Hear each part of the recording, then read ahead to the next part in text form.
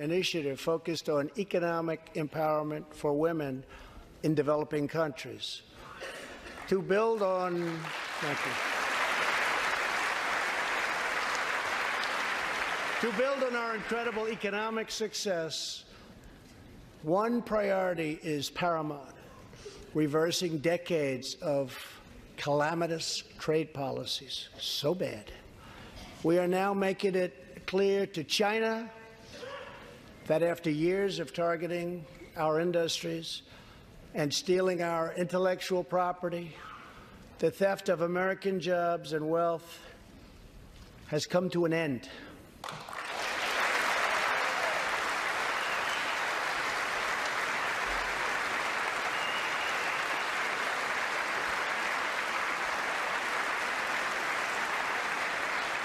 Therefore, we recently imposed tariffs on $250 billion of Chinese goods, and now our Treasury is receiving billions and billions of dollars. But I don't blame China for taking advantage of us. I blame our leaders and representatives for allowing this travesty to happen. I have great respect for President Xi, and we are now working on a new trade deal with China. But it must include real structural change to end unfair trade practices, reduce our chronic trade deficit, and protect American jobs.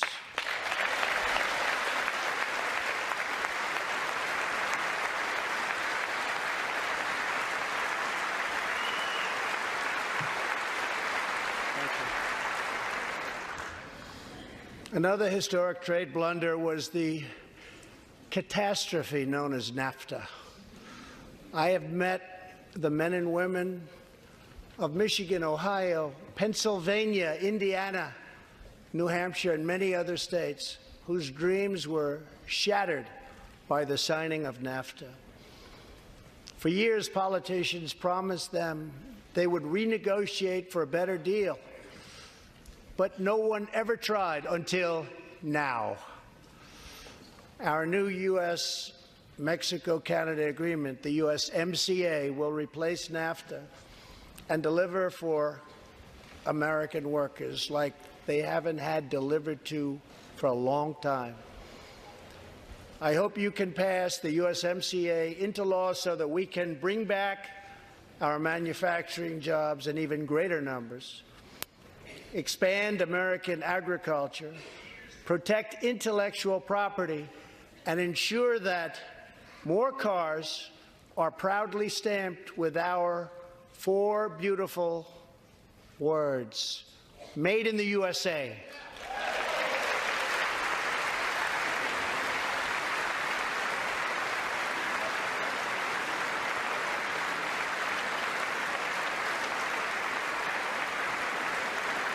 Tonight, I am also asking you to pass the United States Reciprocal Trade Act so that if another country places an unfair tariff on an American product, we can charge them the exact same tariff on the exact same product that they sell to us.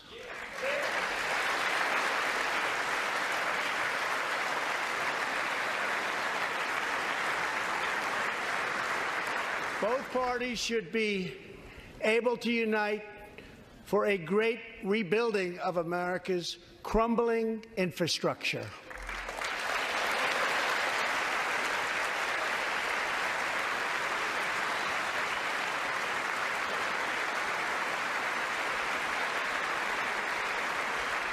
I know that Congress is eager to pass an infrastructure bill, and I am eager to work with you on legislation to deliver new and important infrastructure investment, including investments in the cutting-edge industries of the future.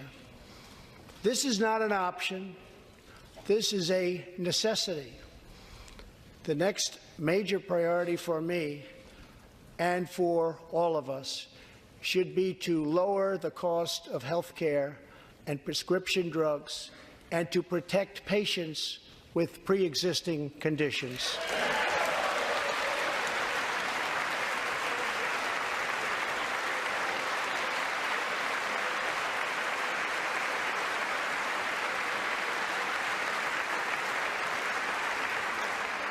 Already as a result of my administration's efforts in 2018, drug prices experienced their single largest decline in 46 years.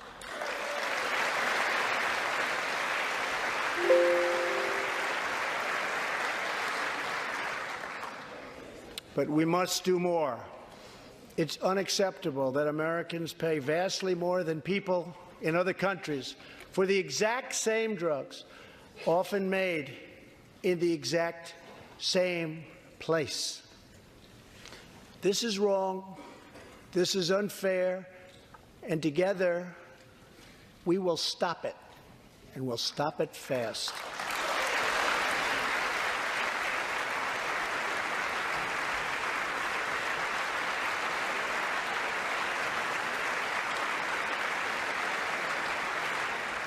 I am asking Congress to pass legislation that finally takes on the problem of global freeloading and delivers fairness and price transparency for American patients, finally.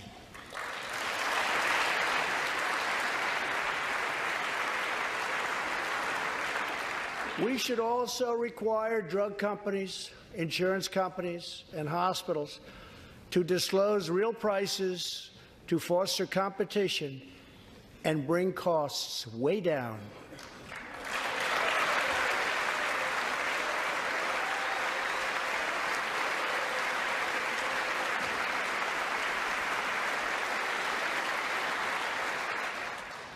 No force in history has done more to advance the human condition than American freedom. In recent years,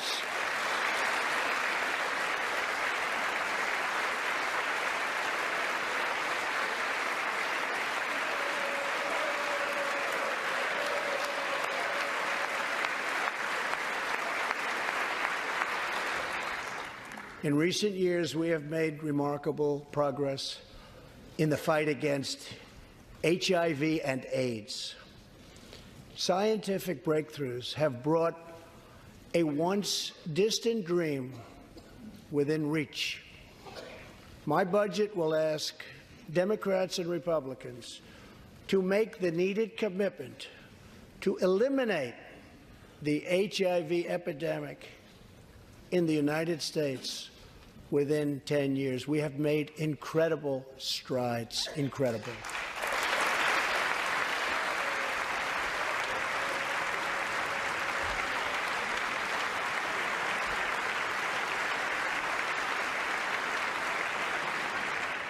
Together, we will defeat AIDS in America and beyond.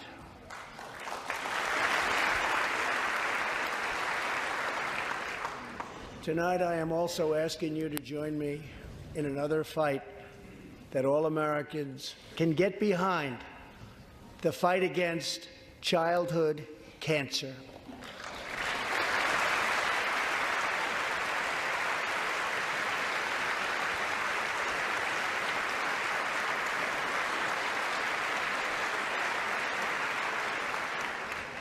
Joining Melania in the gallery this evening is a very brave 10-year-old girl, Grace Eline.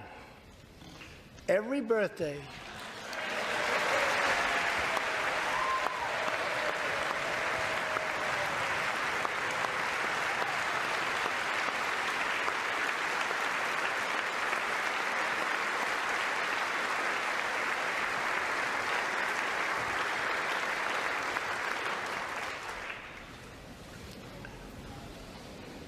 hi, Grace. Every birthday since she was 4, Grace asked her friends to donate to St. Jude's Children's Hospital. She did not know that one day she might be a patient herself. That's what happened. Last year, Grace was diagnosed with brain cancer. Immediately, she began radiation treatment. At the same time, she rallied her community and raised more than $40,000 for the fight against cancer.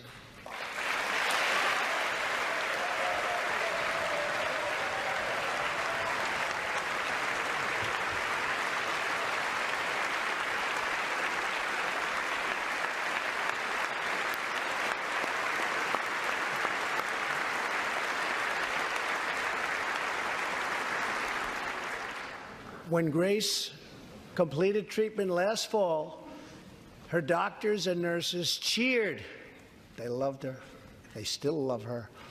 With tears in their eyes, as she hung up a poster that read, "Last day of chemo."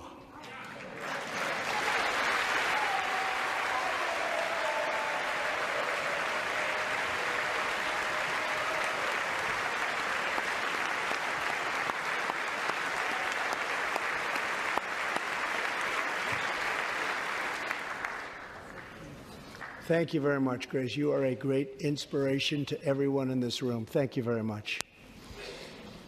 Many childhood cancers have not seen new therapies in decades. My budget will ask Congress for $500 million over the next 10 years to fund this critical life-saving research. To help support working parents, the time has come to pass school choice for Americans' children.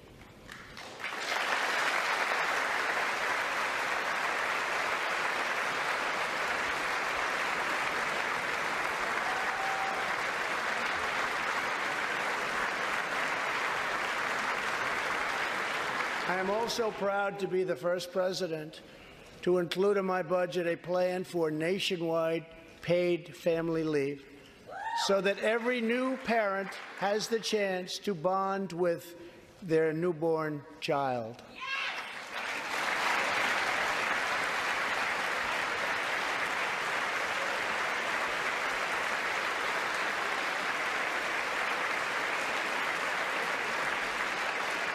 There could be no greater contrast to the beautiful image of a mother holding her infant child than the chilling displays our nation saw in recent days. Lawmakers in New York cheered with delight upon the passage of legislation that would allow a baby to be ripped from the mother's womb moments from birth. These are living, feeling, beautiful babies who will never get the chance to share their love and their dreams with the world. And then we had the case of the governor of Virginia, where he stated he would execute a baby after birth. To defend the dignity of every person, I am asking Congress to pass legislation to prohibit the late-term abortion of children who can feel pain in the mother's womb.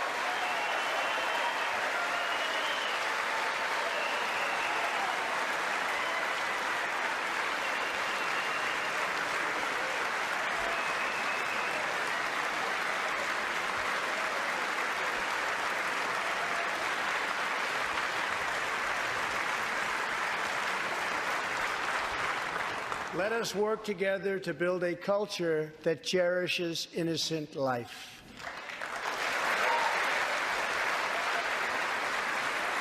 So our people can throw food and crumbs to mimic a powerful woman who has done more for women than probably anybody in Washington, D.C. Think about that hypocrisy, he added. They label themselves as a party of women, yet they are throwing food, they are throwing garbage, at a woman on a carpet holding a vacuum. Because I love